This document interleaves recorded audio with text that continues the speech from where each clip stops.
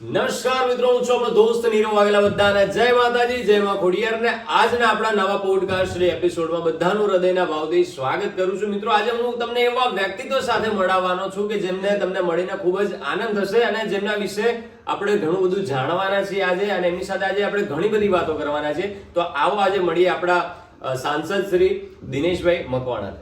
સાહેબ, કેમ છો? પહેલા નમસ્તે. નમસ્તે. અમારા દર્શક મિત્રો તમારા વિશે ઘણું બધું જાણવા માટે આતુર છે. તમારા ઘણા બધા ચાહકો છે, તમારા બધા નેતાશ્રીઓ છે, બધા જેટલા પણ લોકો તમારી સાથે જોડાયેલા છે એ આપણા પોડકાસ્ટને જોવા માટે ઘણા સમયથી આતુરતાથી રાહ જોઈ રહ્યા છે. તો આપણે તમારા ઇન્ટ્રોડક્શનથી શરૂઆત કરીશું. મારું નામ દિનેશભાઈ મકવાણા છે.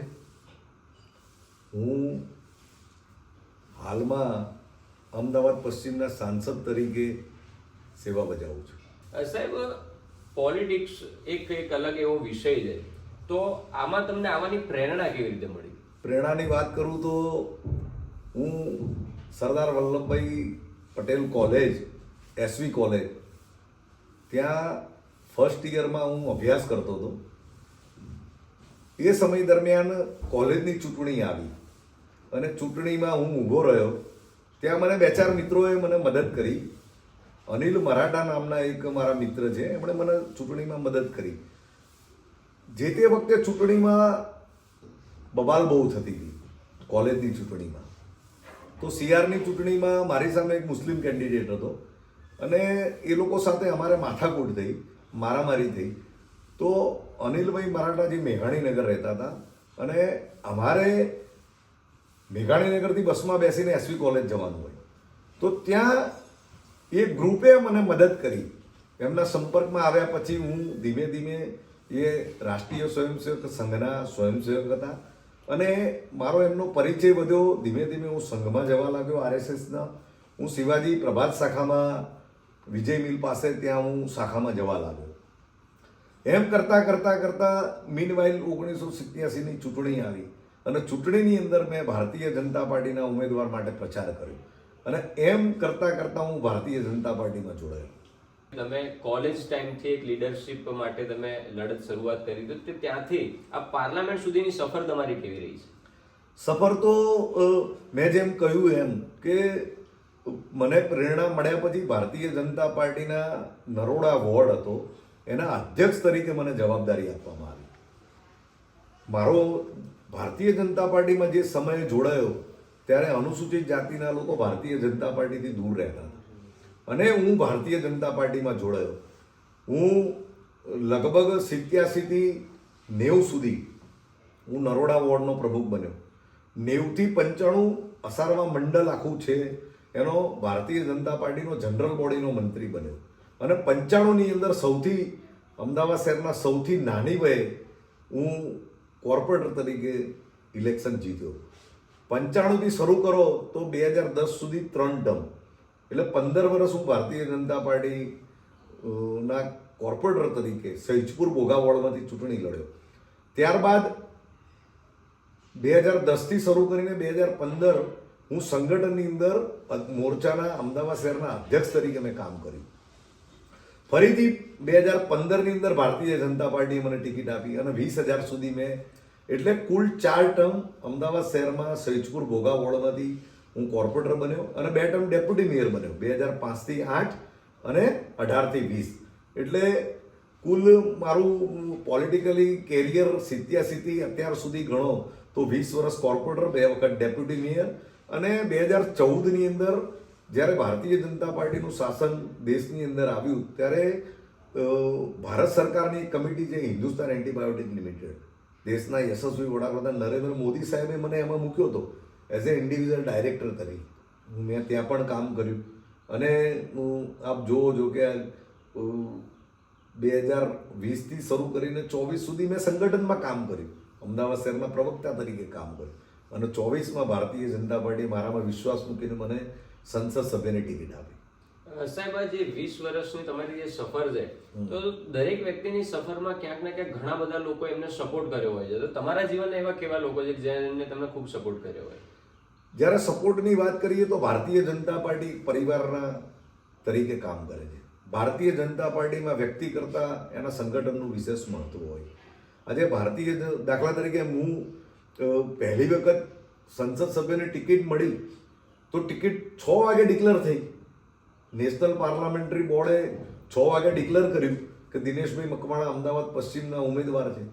તો એક વિધિના 30 મિનિટની અંદર શહેર કાર્યાલયે 1000 કાર્યકર્તાઓ આવી ગયા હતા અને ત્યાંથી હું ઘરે આવ્યો તો 5000 કાર્યકર્તાઓ મારા ઘરે હતા. આ વાત હું એટલા માટે કહેવા કરું છું કે વ્યક્તિ કરતાં સંગઠન ખૂબ મહત્વનું હોય. નીચલા સ્તરથી શરૂઆત કરી હતી, એક કોલેજથી લઈને કે અત્યારે પાર્લામેન્ટ સુધી. અને સાહેબ, અત્યારે તમે આપણા દેશના વડાપ્રધાન સાહેબ શ્રી નરેન્દ્ર મોદી સાહેબ સાથે કામ કરો છો, આપણા દેશના રાષ્ટ્રીય ગૃહમંત્રી સાહેબ અમિત શાહ સાહેબ સાથે કામ કરો છો, તો અત્યારે તમને એની અનુભૂતિ કેવી થાય છે? અનુભૂતિની વાત કરીએ તો આનંદ એ વાતનો છે કે જ્યારે નાના હતા ત્યારે ભણતા હતા ત્યારે આપણે ઇતિહાસની અંદર વાંચતા હતા અને આઝાદીની વાત પણ આપણે સાંભળી છે કે આઝાદીના બધા લડવૈયા ઘડવૈયાઓ જેમણે દેશનું બંધારણ ઘડ્યું, સૌથી મોટી પંચાયત એટલે પાર્લામેન્ટની અંદર બેસીને આ દેશનો આખું ભવિષ્ય ઇતિહાસ લખ્યો.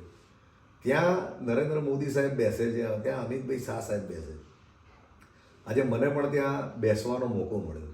આજે એ જ જગ્યા છે કે જ્યાં બંધારણ ઘડાયું હતું, લખાયું હતું અને જેણે આઝાદી અપાવી કે 145 કરોડ દેશની અંદર 543 સંસદ સભ્યો હોય, એમાં દેશના યશસ્વી વડાપ્રધાન, વૈશ્વિક નેતા, આજે વિશ્વમાં જેનું નામ છે.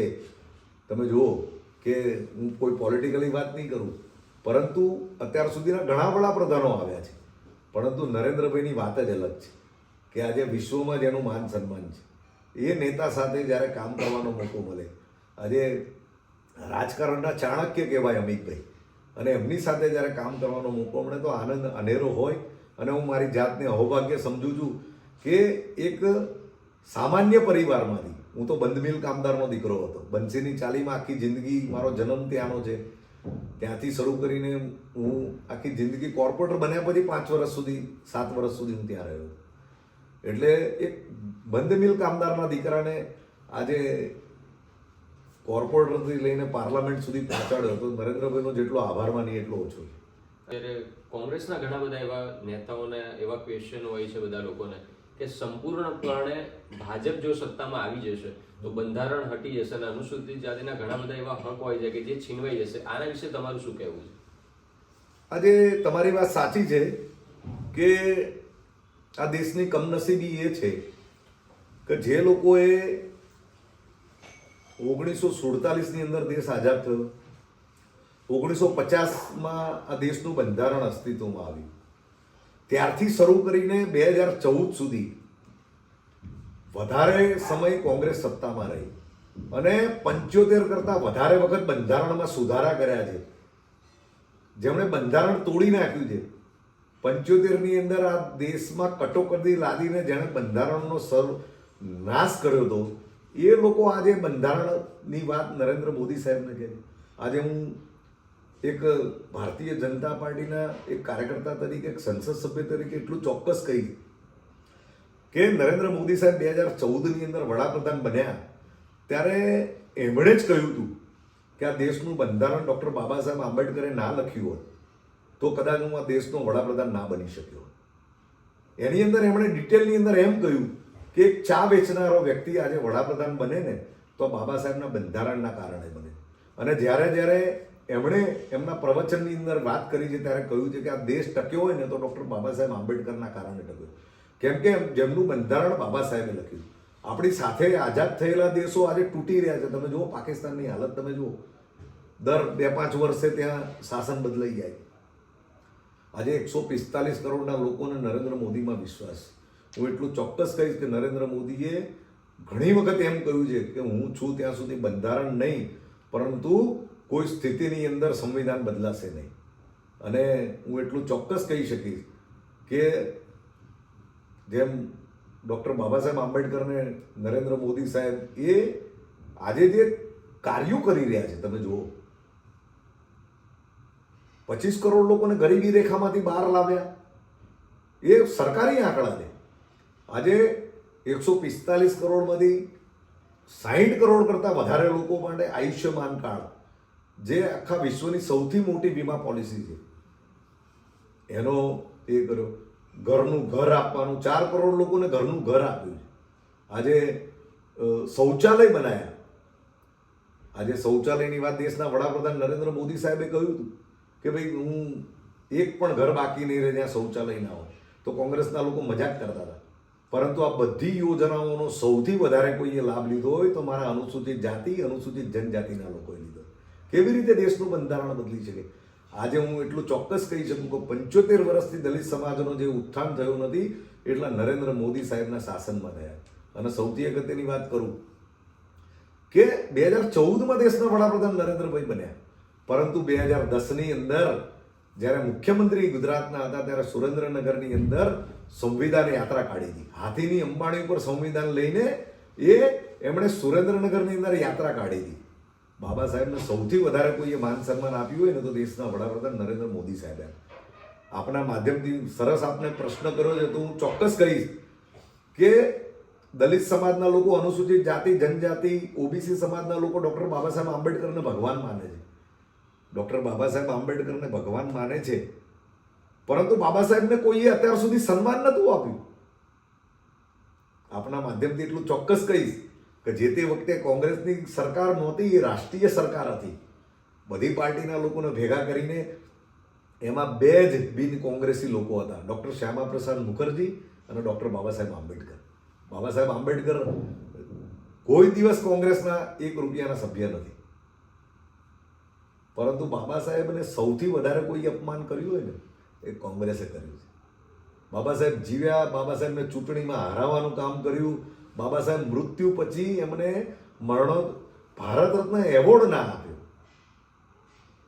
પરંતુ દેશના વડાપ્રધાન નરેન્દ્ર મોદી સાહેબ ગુજરાતના મુખ્યમંત્રી હતા ને ત્યારે સંવિધાન યાત્રા કાઢીને સંવિધાનને આ દેશની અંદર સૌથી વધારે મહત્વ આપ્યું હતું એમણે આપ્યું. આજે 26મી નવેમ્બરના દિવસને સંવિધાન દિવસ તરીકે ઉજવવાનું કોઈએ નક્કી કર્યું તો નરેન્દ્રભાઈએ કર્યું. એમનું બાબા સાહેબનું જન્મસ્થળ મહુ, એનું ડેવલપમેન્ટ મોદી સાહેબ, ભારતીય જનતા પાર્ટીની સરકારે કર્યું હતું. બાબા સાહેબનું જ્યાં મૃત્યુ થયું 26 અલીપુર રોડ, 200 કરોડના ખર્ચે ત્યાં મ્યુઝિયમ બનાવી છે. આજે વિશ્વના બધા લોકો એ મેમોરિયલ જોવા આવે છે. બાબા સાહેબને જે અગ્નિદાહ આપવામાં આવ્યો હતો દાદરની અંદર ચૈત્યભૂમિ, એનું ડેવલપમેન્ટ એ મહારાષ્ટ્રની ભારતીય જનતા પાર્ટીની સરકાર અને નરેન્દ્ર મોદીની સૂચનાના આધારે થયું. નાગપુરની અંદર જ્યાં બાબા સાહેબે બૌદ્ધ ધર્મ સ્વીકાર્યો, બાબા સાહેબે બૌદ્ધ ધર્મ સ્વીકાર્યો તો ત્યાં મ્યુઝિયમ બનાવવાનું કામ એ ભારતીય જનતા પાર્ટીની સરકાર કરે છે. અને સૌથી અગત્યની વાત, આ તો થઈ ભારત દેશની વાત, પરંતુ બાબા સાહેબ લંડનમાં જ્યાં રહેતા હતા ને એ બંગલો મહારાષ્ટ્ર સરકારે 50 કરોડની અંદર ખરીદ્યો ને ત્યાં મ્યુઝિયમ બનાવ્યું ને ત્યાં સંગ્રહાલય આપણું મ્યુઝિયમ બન્યું છે. આ શેના માટે કર્યું? બાબા સાહેબ એ ફક્ત દલિતોના નેતા નહોતા. બાબા સાહેબ આ દેશની મહાન વિભૂતિ હતી અને એમને વર્ષો સુધી, આજીવન, જ્યાં સુધી આ સૃષ્ટિ રહેશે, અમે કહીએ છીએ કે જબ તક સૂરજ ચાંદ રહેગા બાબા તેરા નામ રહેગા. પણ સાચા અર્થની અંદર ડૉક્ટર બાબા સાહેબ આંબેડકરને જ્યાં સુધી આ સુરત ચાંદો રહેશે ને ત્યાં સુધી બાબા સાહેબનું નામ અમર કોઈએ કર્યું હોય ને તો દેશના યશસ્વી વડાપ્રધાન નરેન્દ્ર મોદી સાહેબે કર્યું. એટલે સંવિધાન બદલવાનો તો કોઈ વિષય જ નથી આવતો. અને હું એટલું ચોક્કસ કહી શકું કે 1987થી લઈને આજ સુધી ભારતીય જનતા પાર્ટીમાં આજે દલિત ઉત્થાનના એટલા બધા કામો કર્યા છે. મને આ તબક્કે એક વાત યાદ આવે છે કે જ્યારે એક યોજના બનાવવાની હતી, અમારા આજે આ દુનિયામાં નથી ફકીરભાઈ વાઘેલા જે કેબિનેટ મંત્રી હતા, સામાજિક ન્યાયના અધિકારી, એક યોજના માટે નરેન્દ્ર મોદી સાહેબને મળવા જાય છે.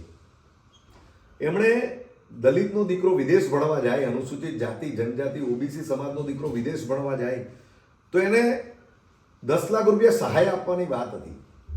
તો મોદી સાહેબને બજેટ મંજૂર કરવા માટે એમણે વાત કરી કે સાહેબ તો મોદી સાહેબે એવું કહ્યું કે ફકીરભાઈ 10 લાખ નહીં 20 લાખ નક્કી કરો અને દલિત સમાજનો દીકરો વિદેશ ભણવા જાય. આજે મને કહેતા આનંદ થાય છે કે સયાજીરાવ ગાયકવાડની સ્કોલરશીપથી એક આંબેડકર પેદા થયો. ડૉક્ટર આંબેડકર, જેમણે આ દેશનું બંધારણ ઘડીને આ દેશની દલિતો ગરીબોની પરિસ્થિતિ આખી બદલી નાખી, અને નરેન્દ્ર મોદી સાહેબે એવા ગુજરાતના લાખો દલિત દીકરાઓને વિદેશમાં ભણવા મોકલ્યા ને, તો આજે હું એટલું ચોક્કસ કહી શકું કે નરેન્દ્ર મોદી સાહેબે જે દલિત સમાજના ઉત્થાનના કામો કર્યા છે એવું કોઈએ નહીં કર્યું. અનુસૂચિત જાતિ જનજાતિના ભગવાન આરાધ્ય દેવ ડૉક્ટર બાબા સાહેબ આંબેડકરને જે માન સન્માન આપ્યું છે એવું કોઈએ નથી આપ્યું. અને મોદી સાહેબ કહે છે કે જ્યાં સુધી હું છું ત્યાં સુધી બંધારણ બદલવાની વાત નહીં. અને આ તબક્કે હું એટલી બીજી વાત પણ કહીશ કે અમારી માતૃ સંસ્થા રાષ્ટ્રીય સ્વયંસેવક સંઘ, એના આગેવાનો છે એ પણ કહે છે કે ભાઈ જ્યાં સુધી આ સમાજની અંદર સામાજિક સમરસતા માટે અમે એક સમાજ નહીં કરીએ ત્યાં સુધી એમને જે અધિકારો મળે છે એ અધિકારો લેવાની કોઈ વાત નહીં, સંવિધાન બદલવાની વાત નહીં. અમારા આગેવાનોએ, અમારા ભારતીય જનતા પાર્ટીના નેતાઓએ, અમારા રાષ્ટ્રીય સ્વયંસેવક સંઘના આગેવાનોએ સમયાંતરે અનુસૂચિત જાતિના ઉત્થાનની વાત કરી છે. અનુસૂચિત જાતિને એ સમાજની મુખ્ય ધારામાં લાવવાની વાત કરી છે. હું નથી માનતો કે સંવિધાન બદલવાની વાત થાય. અમે તો અનુસૂચિત જાતિ જનજાતિના સંસદ સભ્યોની એક મિટિંગ આદરણીય મોદી સાહેબે અમારી જોડે લીધી હતી. એમણે એટલું કહ્યું હતું કે અનુસૂચિત જાતિનો વ્યક્તિ નોકરી લેવા માટે નહીં પણ નોકરી આપવાવાળો બનશે ને એ દિવસે હું એવું કહીશ કે મેં યોગ્ય જગ્યાએ કામ કર્યું છે. અને એટલા માટે હું MSMEની એક મિટિંગની અંદર હાજર હતો કે અનુસૂચિત જાતિના ઉદ્યોગપતિઓ પેદા થાય એ દિશાની અંદર આ સરકાર કામ કરે. અને મને આનંદ એ વાતનો છે કે હું એ પાર્ટીનો કાર્યકર્તા છું, એ પાર્ટીનો સંસદ સભ્ય છું. સાહેબ, અત્યારે ઘણા બધા લોકોને આપણા કાયદા અને વ્યવસ્થા ઉપર ઘણા બધા સવાલો થતા હોય છે, તો આ અંગે તમારું શું કહેવું છે? આખા દેશની રાજનીતિની વાત કરતા કરતા તમે સારો આ પ્રશ્ન મને પૂછ્યો. ભૂતકાળની અંદર 1995થી ભારતીય જનતા પાર્ટીની સરકાર છે. કેશુભાઈ પટેલથી શરૂ કરીને, મોદી સાહેબથી શરૂ કરીને આજે ભૂપેન્દ્રભાઈ પટેલ બેઠા છે. ભૂતકાળની અંદર ગુજરાત બુટલેગરોના નામે, દાણચોરોના નામે ઓળખાતું હતું. ઇબલા શેઠ, હાજી મસ્તાન, અબ્દુલ લતીફ, તમે જો ભૂરા મુંજા, પોરબંદર ભૂરા મુંજા, એટલે બુટલેગરો અને દાણચોરોના નામે ઓળખાતું હતું. અબ્દુલ લતીફ બુટલેગર. તમે જુઓ આજે કાયદો અને વ્યવસ્થાની પરિસ્થિતિની વાત કરીએ તો 22-25 વર્ષનો દીકરો હોય ને તો એનો કર્ફ્યુ શું છે એ ખબર નથી. ભૂતકાળની અંદર ભગવાન જગન્નાથની રથયાત્રા કાઢવી હોય ને તો બુલેટ પ્રૂફ કાચ વાળી અને ચારે બાજુ પોલીસ હોય અને એ રીતે રથયાત્રા નીકળતી હતી. આજે તમે જુઓ, મેં જેમ કહ્યું એમ 22-25 વર્ષના છોકરાને ખબર જ નથી કર્ફ્યુ શું છે, ધમાલ શું છે ખબર જ નથી. આજે કાયદો અને વ્યવસ્થાની વાત કરું તો એક પણ બુટલેગર કે એક પણ તોફાની તત્વ એ ગુજરાતની પોલીસની ડર એવો છે. અને ખાસ કરીને હું ભારતીય જનતા પાર્ટીના મુખ્યમંત્રીને જ અભિનંદન આપીશું, કેમ કે ભૂતકાળના મુખ્યમંત્રીઓનો, ભૂતકાળના પોલિટિશિયનો તો બુટલેગરો સાથેના ફોટા આપણે બધાએ જોયા છે અને ગુજરાતની પ્રજા જાણે છે. પરંતુ આજે કાયદો અને વ્યવસ્થાની વાત કરું તો હમણાં લગભગ 2-3 મહિના પહેલાં વસ્ત્રાલની એ ઘટના તમે જોઈ હશે કે 8-10 નોટરિયસ લોકો એ ઘટનાની અંદર તો વિધિના 24 કલાકની અંદર ગુનેગારોને પકડીને નશ્યત કરવામાં આવ્યા. આજે હું એટલું ચોક્કસ કહી શકું કે ગુજરાતની અંદર રાત્રે 12 વાગે પણ ગુજરાતની દીકરી ગરબા રમીને નિર્ભયપણે ઘરે આવી શકે છે. અને અમે તો સંસદ સભ્ય બન્યા પછી હમણાં હું બિહાર 3 મહિના, 1.5 મહિના ચૂંટણીમાં હતો, યુપી 3 મહિના ચૂંટણીમાં હતો. બધા લોકો એમ કે ભાઈ ગુજરાત એક એટલું શાંતિ સિટી છે કે શાંતિ રાજ્ય છે કે જેની કોઈ વાત નહીં. કાયદો અને પરિસ્થિતિની વાત કરી તો ગુજરાતનો નંબર 1 છે.